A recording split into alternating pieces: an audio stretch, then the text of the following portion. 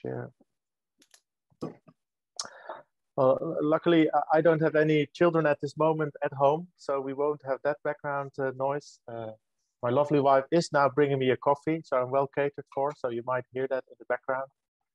So let me get this to full screen mode. You can see it well? Yeah, very good. Yeah. So, like I said, many thanks for inviting me. I must say that I had seen Nicola's work. Nowadays, we're all connected. We get Google Scholar citation alerts, that kind of stuff. But I hadn't really dived into the business school, but it's really interesting work. And also interesting to see that a business school like yours also looks at these transformation issues, also takes systemic perspectives. Because sometimes, yeah, business schools really look at the firm level, but I got the impression you look a little bit more broadly than that. So that's also a nice connection with the topic of this presentation, which is about system transformation and about the systems that aim to support that aim to support the innovation and also the exnovation for that. And if you think like, what is exnovation? I will talk about that later. So a little bit about me. I'm a professor now in the Knowledge, Technology and Innovation group at Wageningen University. Yeah, we are a life sciences university with agricultural roots, but we have broadened to the broad topic of life sciences. My group has a long tradition. We were founded in the 60s of the previous century, and we started as extension science. And extension in agriculture was the process of bringing the knowledge from science to the farmers. You had public organizations doing that. And basically, the group was founded because of a request from the ministry. We need to understand this better, why farmers adopt or don't adopt practices. So this group has its roots in knowledge, in learning, in knowledge exchange. But over time, we have started to look more broadly at all kinds of aspects of innovation and transformation. And now we have a very nice range of colleagues in the group looking more at innovation networking, innovation systems, also the role of science in innovation processes, transdisciplinarity, but also colleagues looking at the politics of innovation, the politics of transition, science and technology studies disciplines. So we are also a very much interdisciplinary group. Anyway, that's enough about me and the group. Let's just get to business. So agri-food system transformation is hot. Like I said, after the introduction by your colleague, for a long time, agriculture was not that sexy. Also, if you look at Wageningen University, when I studied, and I studied there in the 90s, we had a huge decline in student numbers. And almost the university was also shut down. They were seriously thinking about splitting it up, sending some faculties to Utrecht University, other faculties to Radboud University in Nijmegen, and just shutting down the whole thing. But the university was saved because there was a merger with the public research institutes, basically merging INRA with a university. And I think that has also happened in France recently, that there was more connection between those two. And after that, there was kind of a refocusing on broader topics, not just production, but also climate change, life sciences, earth system science. And together also with the food crisis, you might remember the Arab Spring, which also highlighted, yeah, food is an issue. This topic became again current. And this year we will have the UN Food System Summit in September. And that is also leading to a lot of reports. So you see this report by the Cornell Atkinson Center, which talk about agri-food systems transformation. Also lots of work in the European Union, the farm to fork strategy, also work on bioeconomy, have future-proofing our food systems within the CGIAR, the International Research Institutes, a lot of work, CCAFs, transforming food system under changing climate. IPES Food also recently published this report. Obviously, they have a certain orientation.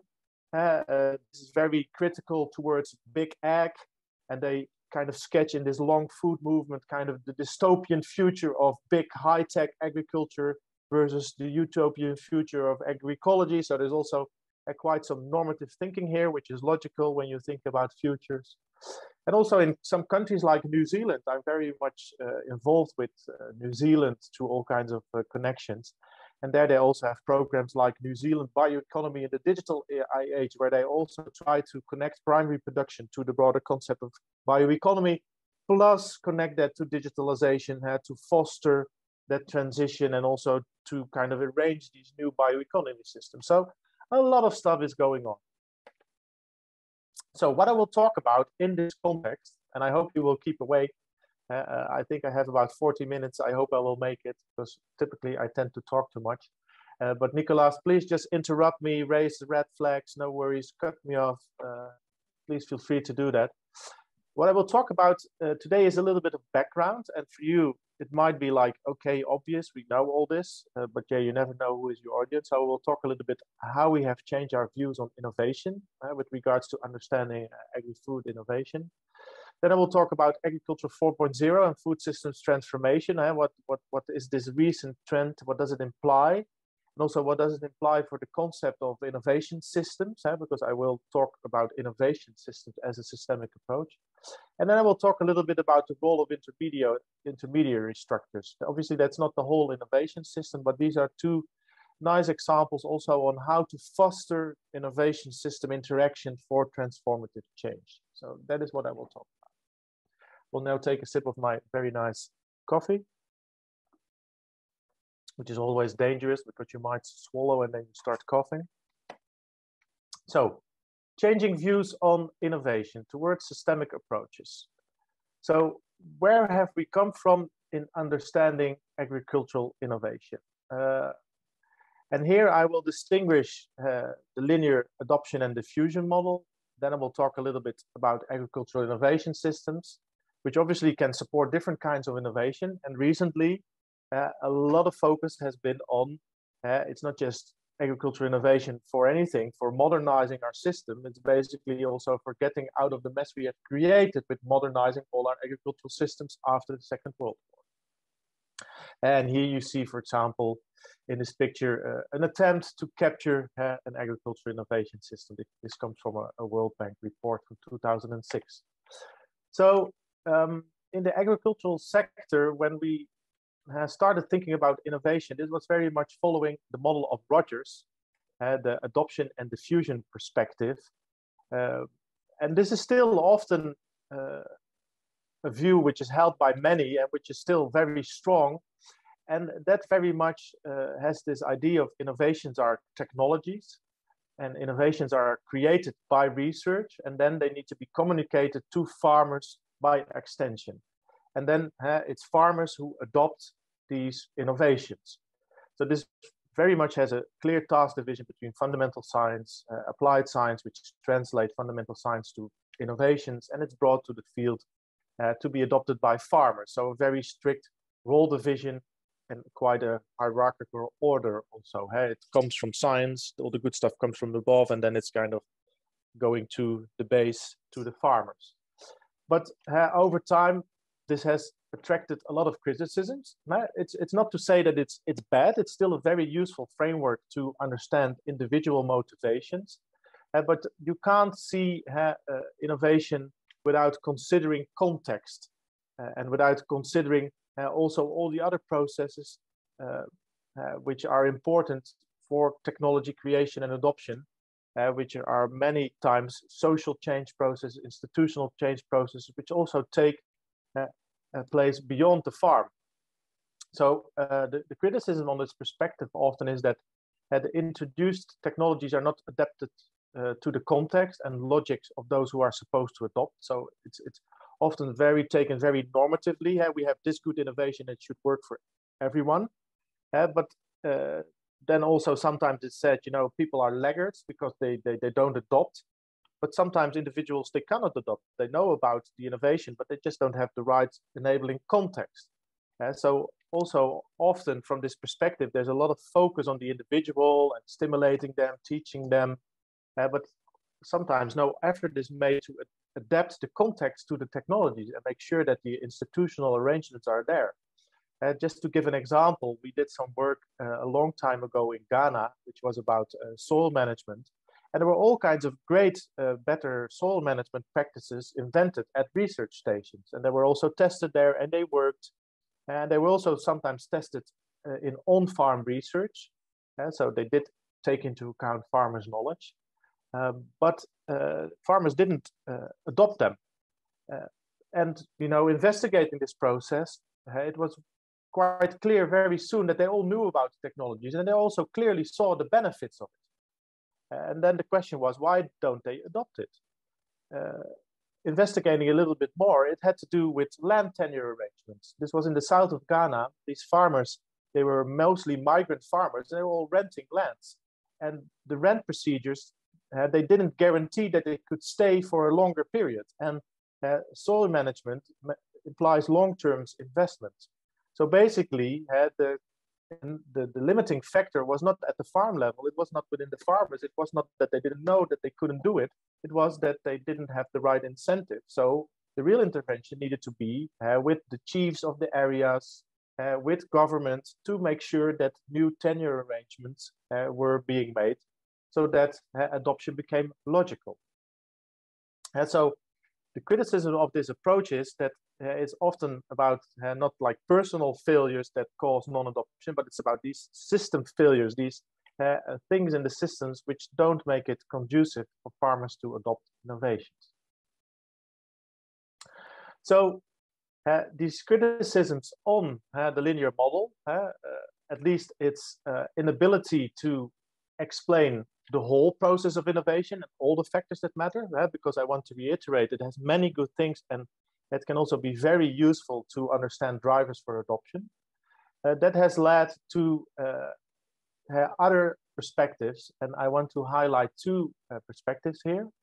One is the agricultural innovation system perspective, which focuses on the organization and management of multi-actor innovation processes, at least in the way we often apply it in agriculture, because also obviously this comes from innovation systems thinking in other sectors, where it's also used to understand broader structures, the economics of innovation, the role of patents. There's a whole range of studies using this perspective. And then there is this perspective of system innovation or transition, which is a little bit more focused on enablers and barriers and dynamics and politics of transformative change. But obviously, these two perspectives, they touch each other regularly. They're not mutually exclusive, because organization of innovation also has to do with processes. And increasingly also agricultural innovation systems has become much more explicit in what type of change it needs to promote, which is about agricultural transformation to incorporate sustainability goals, social justice, all kinds of aspects we need to grapple with because we have some, quite some big problems in agriculture. So this agriculture innovation systems perspective, it basically emerged out of thinking from national systems of innovation thinking. It was brought to agriculture by Andy Hall in quite a nice World Bank report. And it basically also kind of absorbed earlier thinking within the agricultural sector about systems, because we had, for example, agricultural knowledge and information systems thinking, which was already about multi-actor interaction. So this agriculture innovation systems perspective, it's about, the role of multiple actors and also the institutions, the rules of the games that kind of foster their interaction. Very much also emphasizes the role of institutional change next to technological change. And here you see a definition of the World Bank.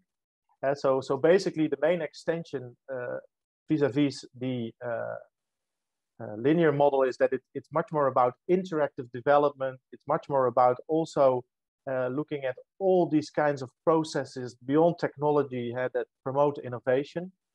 And if you look at how this perspective has been applied in agriculture, because obviously from generic innovation studies, you have national innovation systems, sectoral innovation systems, regional innovation systems, technological innovation systems.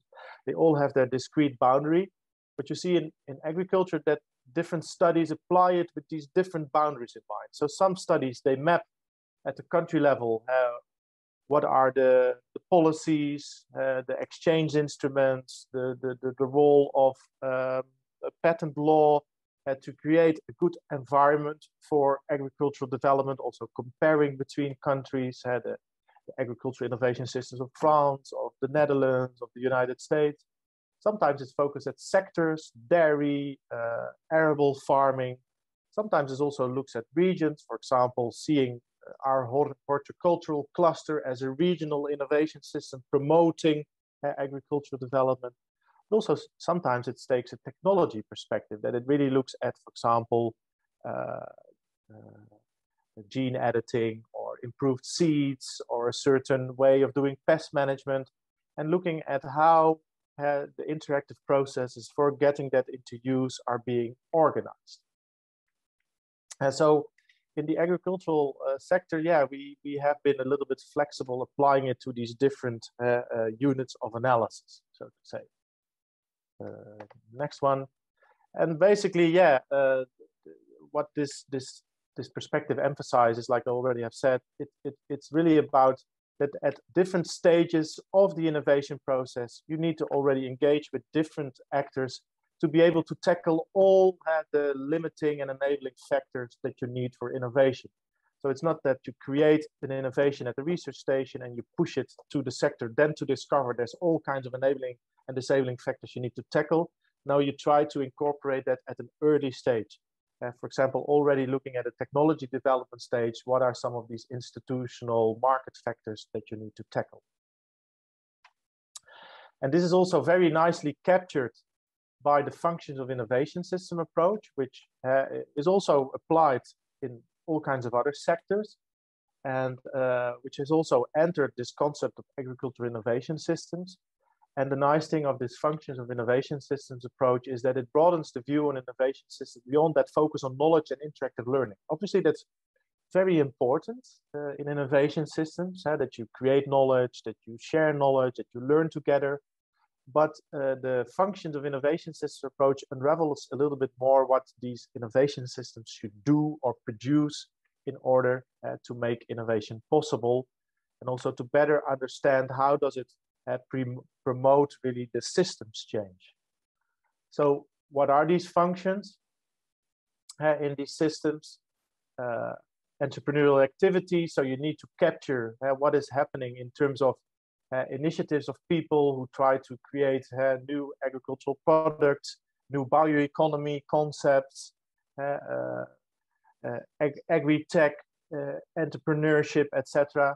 So you need to capture what are people doing, how can we connect to that? There's also this idea that the system should promote guidance of the search. It's also about where do you want to go as a system, and also how do these entrepreneurial activities fit in that, and perhaps how can you also orchestrate that as a state, because you might say, this is something which really supports our policy, so how can you also orient your innovation policy instruments towards that? Knowledge development and knowledge sharing is still very much important, but it's also important to recognize that R&D takes place at different places, in the public sector, in the private sector. Also informally, there's lots of experimentation going on, especially in the agricultural sector. For example, if you think about agroecology, that was really also kind of grassroots R&D, which over time also became picked up by formal R&D and public research. You also need resources mobilization. You need all kinds of financial and human capital. You need well-trained people, but also you need to mobilize the finance. And this is also very interesting in the agricultural sector, that whereas before finance was a lot of public investment or investment by traditional firms, now you see a huge boom in venture capital. Agriculture really has become the next investment objective of venture capital, of markets. Ag tech, food tech, restaurant tech, you name it, it's all tech. And so yeah, this also really boosts a lot of innovative capacity. Also, you need to make sure that you create markets, so you can come up with all kinds of interesting inventions, all kinds of interesting technologies, but you need to create the markets for them. And those markets, you can see them in different ways. You can say these are markets for the eventual products. And so, for example, if you want to promote alternative protein through insects, you need to actively work on creating a market for that, be it as an ingredient in the agri-food industry, be it as an end product by making these snacks really sexy. You might need to work with chefs. This is all market formation, but sometimes it's also creating a market for ideas, and that also creates to this, or this links to this idea of creating a creation of legitimacy, overcoming resistance to change.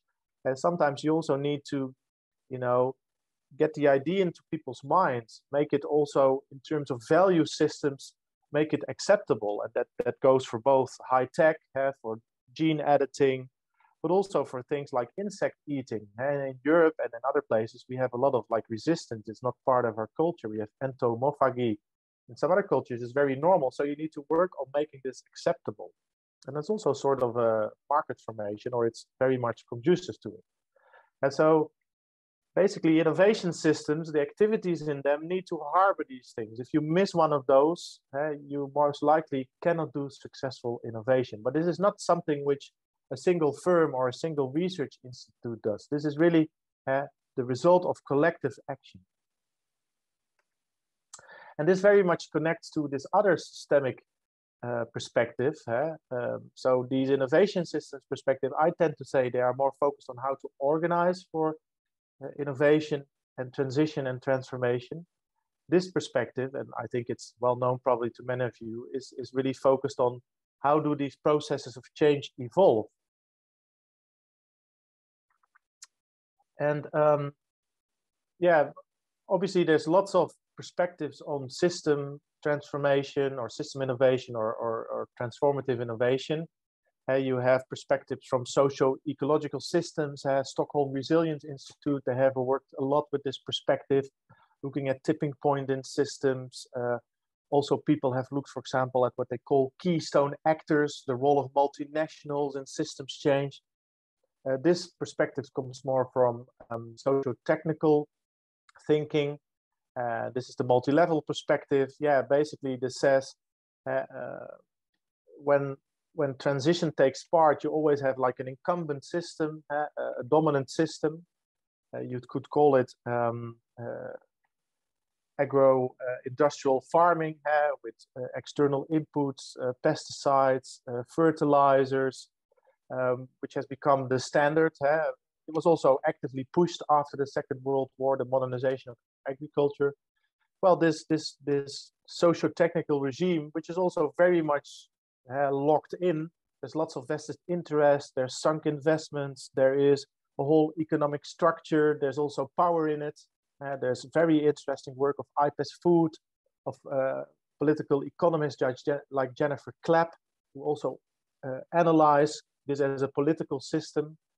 But there's all kinds of niches, alternative systems, some of which have already become quite big, like agroecology, like alternative protein, which try to change this regime. And it's influenced also by landscape developments, climate change, but also social developments like the Fridays for Climate, Greta Thunberg. They create like a societal pressure which makes it harder for these regimes to stay like they are. And originally it was also thought it's always niches that overthrow regimes and become new systems, but increasingly this is seen much nuanced, that also regimes can change from within, or they absorb niches, and it becomes kind of a hybrid system. And this is an interesting perspective also to look at these different futures for agriculture and food systems, or for bioeconomy, if you want. Because yeah, there's now a lot of variety in niche activity. If you look at, for example, alternative proteins, you have cellular agriculture with lab-grown meat. You have all kinds of alternative proteins based on pulses, on legumes. You have like the Impossible Burger from the United States, who is made of soy and beetroot, etc. You have insects, you have algae, and there's probably also other sources of alternative protein, and you see a very interesting dynamic in which these are all now searching for a way to replace animal-based protein to some extent. And obviously there's also all kinds of debates around this. There's also a commentator from France, Frédéric Leroy, and he's also saying, this is also leading to all kinds of undesirable effects because we don't know sufficiently about the nutritional values of alternative proteins. We don't know how that also will support some desirable forms of agriculture because we need animals also in mixed crop livestock systems to be able to close cycles, etc. So this whole thing of transition and transformation is also a very political affair. And so it's also very much connected to power, the power to change. And how does that power accumulate? The power of incumbents who control systems. Do you need to engage them, or do you need to kind of go around them and create a countervailing power to really change these systems? So this notion also of innovation as something which is very much technological, the system perspective also say, no, it's very social, it's very institutional, and you need to take that into account. That's really important. And so to resume this introduction, and Nicolas or others, please do tell me about the time, because I can't see the clock on my my screen now. I just see your faces. This transition and it's fine. It's fine. It's fine. Okay, very good. Thank you very much. So it's very important that this systemic perspective is about really recognizing the co-evolution between these different drivers: natural, economic, technological.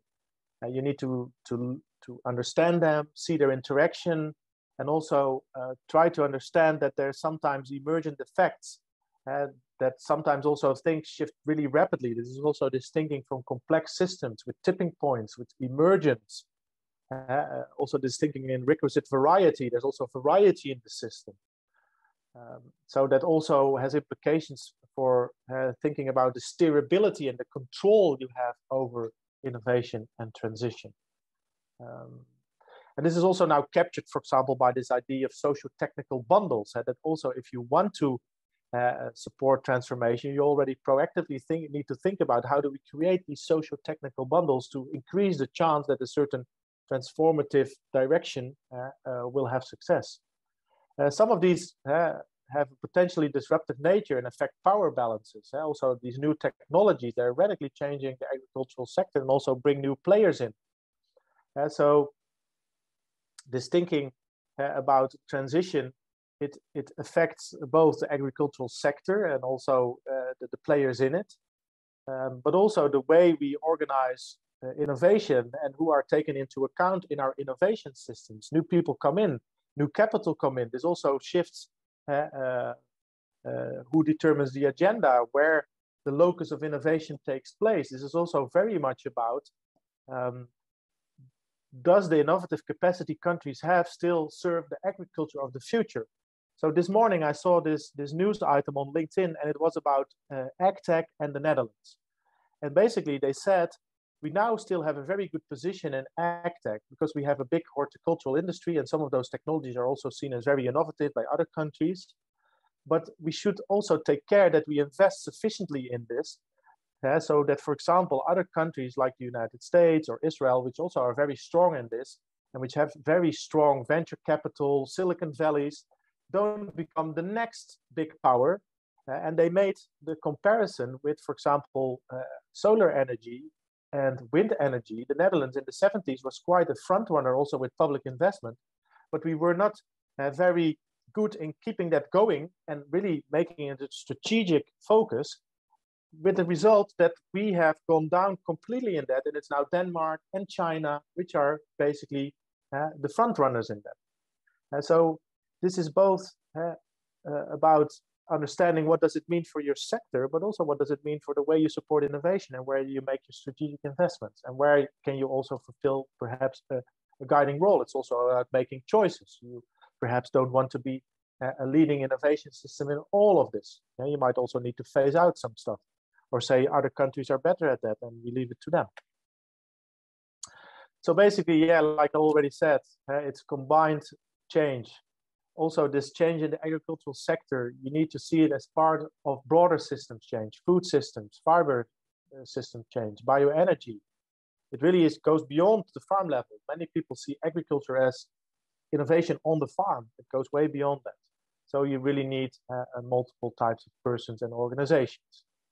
And that change, it always happens through networks. It might be obvious to you, but for some people, this is still something really novel, and they are like, oh, is that really so? Yes, it is so. So moving to the next point in my presentation, this is about these recent trends and also this focus on transformation and disruptive technology. What does that mean? And what does it also mean for the orientation of innovation systems, and also how we have advanced in our thinking around agricultural innovation systems? So yeah, you see in all kinds of places in the world, this focus on agriculture 4.0 and food systems transformation. So this is basically saying we have a host of like emerging or not that emerging technologies anymore, which will radically change the way we produce food, fibers, the way we produce, the connection between rural areas and cities, also the blurring of boundaries, that agriculture is rural and urban is industrial. It becomes very much connected. And agriculture 4.0, it's about digitalization, Internet of Things, blockchain, sensors, drones, you name it. But it's also about technologies like gene editing, which also enable to create new crops with certain properties or animals with certain properties, which also becomes connected sometimes to digitalization. They often co-evolve, because to digitalize, you sometimes also need to create another plant or another animal to make your digital systems more optimized. This is not completely new, because we have seen this connection between new technologies and breeding already for a long time. But with this new generation, again, there's all kinds of new possibilities. It's also about cellular agriculture, vertical agriculture, growing crops in cities, in closed environments with all kinds of lights. So there's a lot of talk about this, and a lot of fairs and a lot of investors going into this. So lots of challenges, developments, and trends. We have this growing world population, 9 or 10 billion. Climate change, resource degradation. We need to take better care of our soils, of our water. Also, the consumers become more critical about the quality of their food, traceability. Also, we need to see how can we keep our rural areas viable. Decline, succession, that's an issue virtually everywhere. Though you now see with COVID that there's a reappreciation of the countryside, and that people also say, hey, maybe we need to go back to the countryside, new entrants. You also see this whole debate of corporatization of agriculture versus family, smallholder farms, specializations versus multifunctionality. So there's also a lot of debates about, will agriculture become dominated by a couple of corporations, also those that control data, for example? Will Amazon become the new farmer of the future? Or will we continue to have small farms, which are still very important, and also many people say they make crucial contributions, and they're also particularly suited for high diversity systems, regenerative systems. So it's a very dynamic and turbulent situation now. There's also lots of hypes going on now. I think it's a very fascinating scene at the moment, but it's also still very tentative, because we still don't know yet what will become the new dominant form of agriculture, what will be the new regime, or what will be the new regimes in plural. So it's a very interesting situation now, because also a lot of these technologies, they're in different stages of maturity. And this is a report by the Klerkx et al. From 2018, looking at what could these agriculture 4.0 technologies bring. But there's also very interesting work by Mario Herrero. They produced a piece in Nature Food on this, and also in the Lancet Planetary Health, where they also look at trade-offs between different agricultural 4.0 technologies. And basically, they also conclude there's a lot of possible futures but there's also trade-offs, and we don't know yet what will happen. And here also there's this issue of plurality. How many different futures do we want to allow, or how many can exist side by side? And this is also about this ideas of values. There's also a lot of different paradigms going on, and a lot of paradigm battles. I referred to that Agri-food report on the long transition. They clearly see digital ag and technified agriculture and food systems as a threat, because they are against this power concentration, and they have a clear preference for local agroecology. So there's a lot of opposing values. Some people also say, like, celery meat and plant-based burger, it's frankenfoods. Also, some people associate vertical farming not with naturalness. So in this debate, there's also lots of value struggles, and you need to take them into account, because if you don't take them into account, a very promising technology can still be blocked.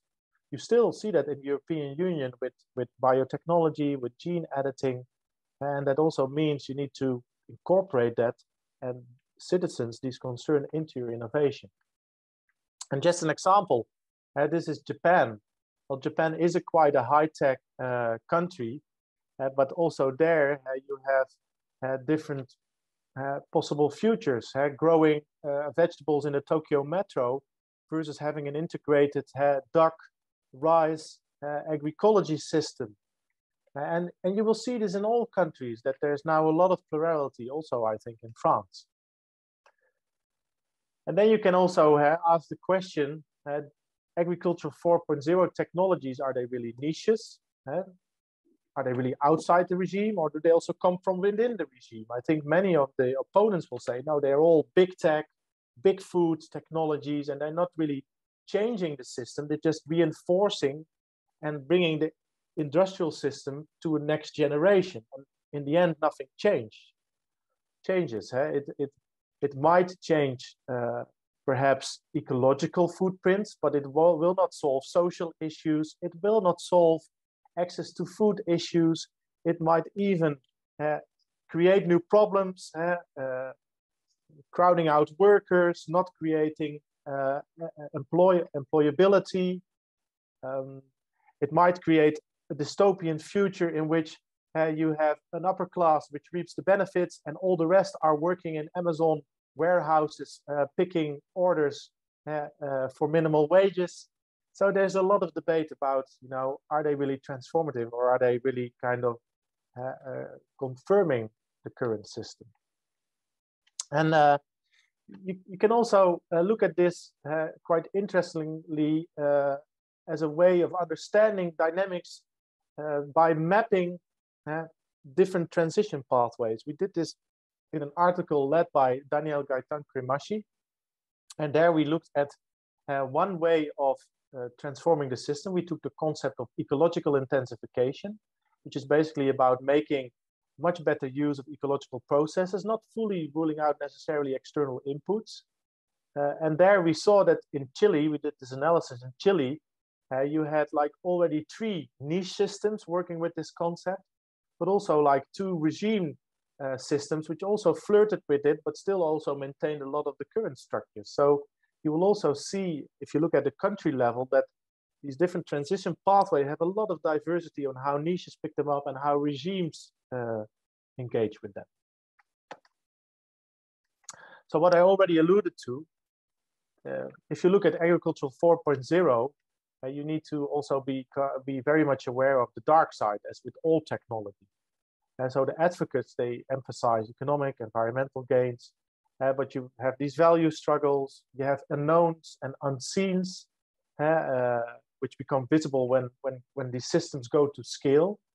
So what about nanoparticles in the environment, rebound effects?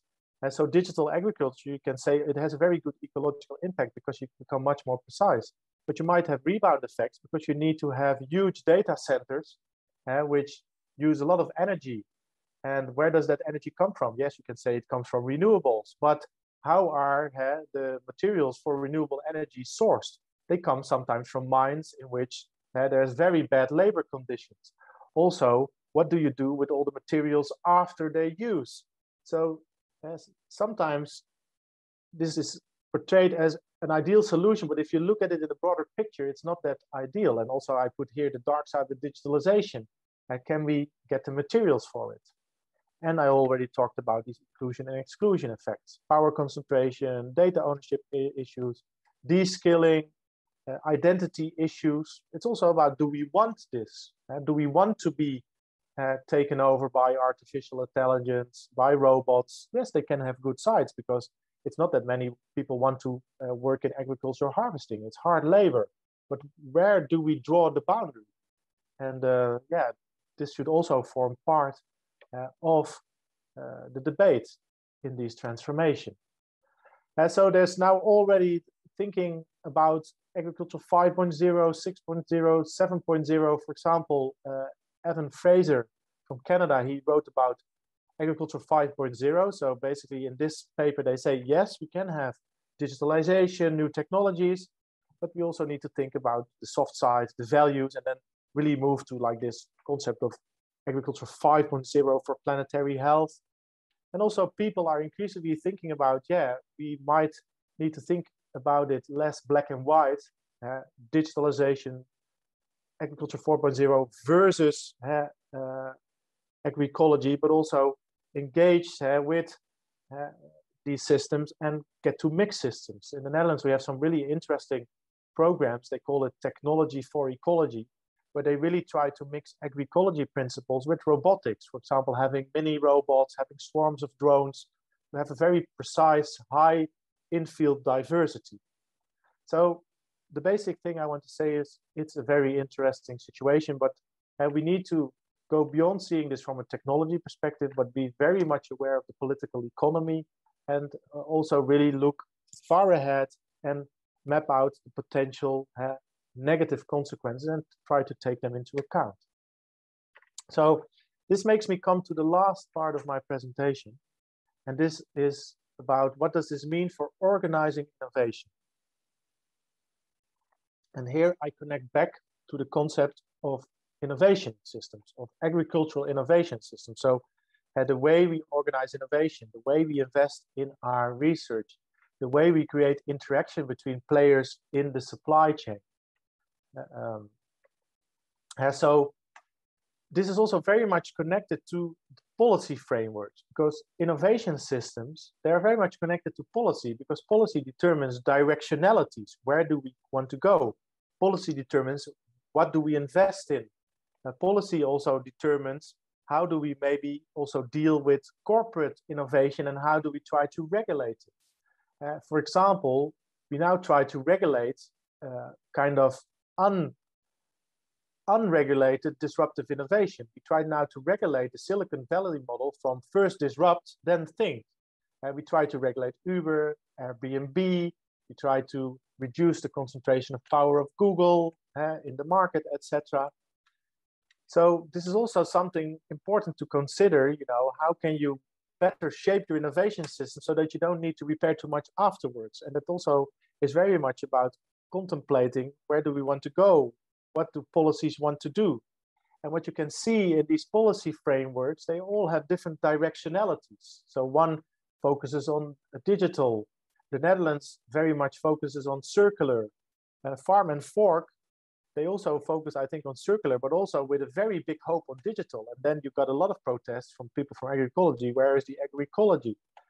Here I put something from France Stratégie, faire de la politique agricole commune un levier de la transition agroécologique, in my best French. Agroecology has been a very important pillar, but on the other hand, France also still has a very strong agro-industry, strong incumbents. And I also know that a lot of my transition colleagues from France, they focus on the pesticide issue, which is a major issue. So it's also about, you know, how do you on the one hand stimulate new systems, but also how do you deal with the incumbents?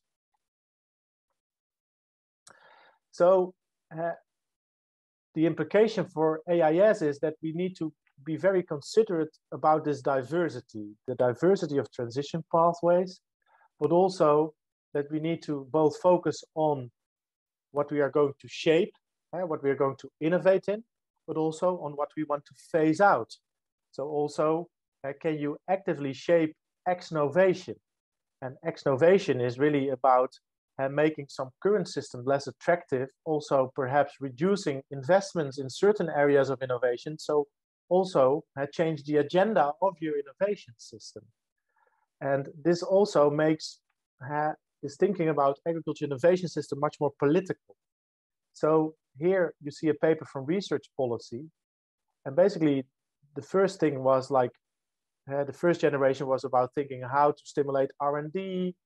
Then it was also thinking about systems innovation, interactive innovation, and now it's about how to gear this towards transformative change. And this is very much also about recognizing that innovation systems are not neutral. They push certain directions, but they exclude others. There's very interesting work about how a lot of investment still goes into optimizing the current system, and kind of the niches, they get less attention, less money, they're not on the agenda. So this is very important to consider. How do you contemplate this diversity? What's on the agenda in agriculture innovation systems? What are the different sub-networks? How much influence do they have? And another recent trend is then also to see agriculture innovation systems much more in relation to transformation and to what extent they support certain missions. And this is part of like a recent wave in innovation, and it's also very clear in all these reports by the European Union and other players that we really need to prioritize certain transformative missions. We need to really have these moonshots to be able to cope with these challenges of our current agricultural systems, bioeconomy systems. So this is basically, again, about thinking much more proactively, where do we want to go? And how do we also get out of this mess and not just stimulate the incumbent system, but also really get the new system going? And this is really about much more proactively thinking about how do we both innovate and activate, so also phase out. So you can have all kinds of missions, protein transition, circular food systems, digital agriculture, cellular agriculture, agroecology. And what we put in this perspective, and not that we have the answer yet about, how our mission-oriented agriculture innovation systems are working, but we basically try to indicate we need to get much better grip, because we see a lot of mission in our countries, but how does the AIS contemplate it? Or maybe the AIS is a little bit schizophrenic. At the national level, you might have a part of the agriculture innovation system still supporting business as usual, and a part supporting the new wave. What is the proportion of those? How do they interact? Also, how maybe do kind of the systems aimed at the incumbent system also absorb these niches? So the plea we make in this paper is we need to have a clearer map of these. And I think if you would look at France, you could map, for example, what are the different innovation policies? How do they connect to certain mission, to certain directionalities? Where does most of the investment go? How are these systems confirmed? Who are the companies in it? Who are the researchers in it, etc.? So this is, I think, what this perspective means, and this is kind of a next step in agricultural innovation systems. And also what has come in much more recently is also then connected to this idea of you need to anticipate and also maybe try to think ahead of undesirable effects is RRI. So I think the most recent generation of agricultural innovation systems thinking is also much more conscious about this idea of responsibility and also diversity. Whereas before, I think AIS had very clear, like, this is the way to go, and this is the way to go for many of the farmers. It's now much more also about realizing there are many farmers of the future. So also, how can we accommodate different transition pathways? So you have some sustainability goals, But you can reach them in different pathways, in different means. So also you should accommodate some diversity and also be open to that, because not everybody will want to become a digital farmer. And there should also be place for different systems. And yeah, those considerations, sometimes they stay really explicit, and that's what we try to put in this perspective. You need to make it explicit. They stay implicit, and you need to make it explicit and really debate it. And then as a last part of the presentation, and I have really no clue where I am. Oh, I'm way over time. Sorry for that. I see it now. But you are still there, so. Yeah, I think that you can take still 5 to 10 minutes. I will do this rapidly, and then thank you. Then we go to the discussion. I will give 2 instruments. There are many more, but which could be interested to support this mission-oriented AAS, or they could help them create different pathways. So one is interactive reflexive design, and this is done by colleagues of mine. The credit goes to them, to Bully Elze, to Bram Bos. But I have studied also the effect of these types of efforts. And I also know that in France, there are very strong schools of design thinking, CK theory, de novo design, Indra, there's a lot of that stuff. And so this is one in that broad family of design approaches. And this is basically also thinking in transitions. So basically it says the current systems, you need to understand them and also to understand why they are locked in. But you also need to disconnect from your current system, and you really need to think in what is your desired system and what values should it incorporate. This is also this idea of just system, of social values attached to future systems. So basically, you really need to think about what are the key actor needs, what are the ideal future systems, and need to translate that into really like design briefs. And also think about what are the functions a future system should fulfill. And then from those functions, think about the way you could fulfill those functions. Because if you have like a function biodiversity, you can do that in many different ways. And with that, you can create designs, and they can serve as an inspiration to anchor these innovations. Well, you can read a lot about this in this article. I gave the references at the end. I will give the references at the end of this presentation. And we did this once in the Netherlands. And obviously, this is still not a complete like system overhaul. It's very much focused on an animal production system. But this was about creating an animal production system which is better for the chicken, principally. But also can help farmers produce in a semi-intensive way, a good income. So they really thought about, what are the requirements for the chickens, for the environment, for the citizen, for the farmer. And they created these designs. They made it visual as well, but they also made like these briefs of requirements. They made it also very quantitative. And is this a fantasy? It was initially a fantasy, but it's proved a lot of inspiration and grip for people to make this a reality. And so this is already an older example. It started in 2004 with the first design exercises. And in 2011, the system was opened. And it's still existing. And it produces a niche market, but it also induces broader thinking about sustainability. And another example was done for broilers, for meat chickens, also using natural ventilation, having good animal welfare, also reducing energy use because they don't heat the whole system, but just locally. And so this is creative design thinking to really create new future systems. And the interesting thing is that this leads also to increasingly more comprehensive system, because one of the innovators, this guy who was in the original system, he said, I can do this even better. So he made also a much more circular system, which is much more energy neutral, which also has circular feed. It comes from industry remains. Also, they don't kill the male chicks anymore, but they grow them and they make burgers of them, also to deal with that ethical dilemma. Why would you kill a chicken when it's one day? Just because it doesn't have economic value. So increasingly, you see this inspires more radical concepts, more transformative concepts. And this is a latest thing which also uses this type of visualization and try to also make it tangible. This is about rebooting the Dutch food system. This was part of the Rockefeller Prize. And this is really about getting completely different countryside, different systems using donut economy, circular thinking, robotics. So this design thinking can be really powerful as what we call a boundary object.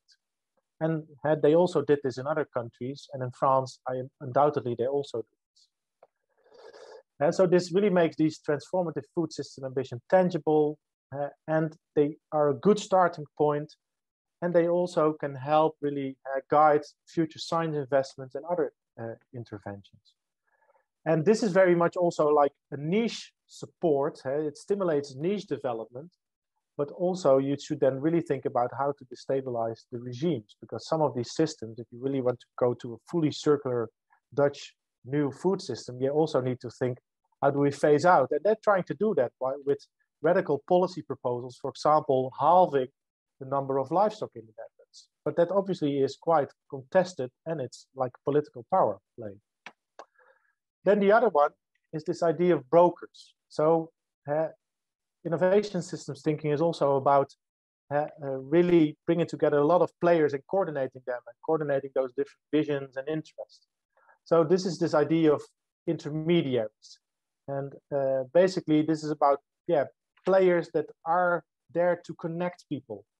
And we first saw this idea very much in the context of connecting demand and supply for knowledge, so connecting science to companies, but you also see this much more in the context of transitions.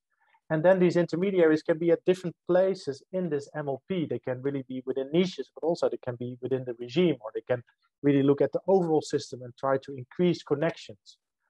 And well, I won't read out this whole table, but what we did with Paula Kivima, we mapped where are these different types of intermediaries and how do they stimulate transitions. And some of them are really looking at the whole system, where others really do it more from the niche towards the outer world or from the regime. And some also focus more on later stages in transitions, really focusing on getting novel technologies to users. So if you're interested, you can read this article. But basically what you see is that these are emerging everywhere, and increasingly with this transition perspective. So you see them in Australia, food agility, which is also very much about agriculture 4.0. So some of these also have a clear directionality, a clear vision.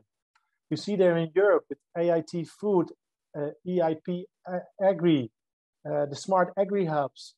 And so they, within a certain sector or across the whole board, they try to foster these innovation and transition networks. In the Netherlands, we also see them sometimes also connected to physical locations. The algae park, which tries to create microalgae and algae, how you call those things, the tubes, bioprocessors, bioreactors for creating all kinds of fuel and food and feed applications. Also trying to build networks of companies to make this happen. And in the Netherlands, we had all kinds of programs also in the past, and sometimes they have a clear vision. So Transform, they wanted to better connect agricultural production to metropolitan areas. And they did this by providing support to companies, connecting them to R&D, facilitating these networks. Also, we had these types of initiatives within horticulture, creating first a vision of a greenhouse as an energy producer instead of a user, not burning natural gas, but creating energy and also delivering it to cities. And that has really also led to new concepts like polydome, that you also integrated much more with cities. It's not just a horticulture area outside the city, but integrated with cities, but also responding to this labor shortage, making it more attractive, gamifying it, but also robotization. So these foundations, they really try to also, streamline the investments for these future visions, guide people. We had them in horticulture or in dairy farming as well, also with some very interesting thinking about we might need to get rid of the cows at some point. What can we then do with the grass? Maybe we can make biorefineries directly out of grass. So then we use our grass growing skills to still create economic value for farmers. And they created concepts like a cow garden, integrating cows with greenhouses. Some of this will never materialize, but you need these players to kind of push these boundaries forward. And we have the top sector. Well, there's lots of these types of initiatives, also looking at responsible innovation. And so some of these final reflection is that these can help enact these missions. It's not an easy role because you have to balance multiple accountabilities. Everybody wants something different. You need to also balance that you want to disrupt, but also you have to deal with the current system, and you need to be a little bit, accountable to them. Otherwise, they won't work with you. And also, it's a really behind-the-scenes role. So it's an important role, and you see also the recognition of it. But what you also see is that, there's so many of these brokers. Some people say we need a broker to understand all the different brokers. And it also deals with this really fuzzy landscape of all these different directionalities now. So we are really in a very interesting time, and let's see what the future brings. And maybe at some point we will see more convergence and more kind of integrated directionality. Who will tell? Okay, merci beaucoup. Thank you for enduring. It was long. Apologies for that. But I hope you took something from it, and I look forward to having a chat with you on this. So thank you very much. I will stop the sharing.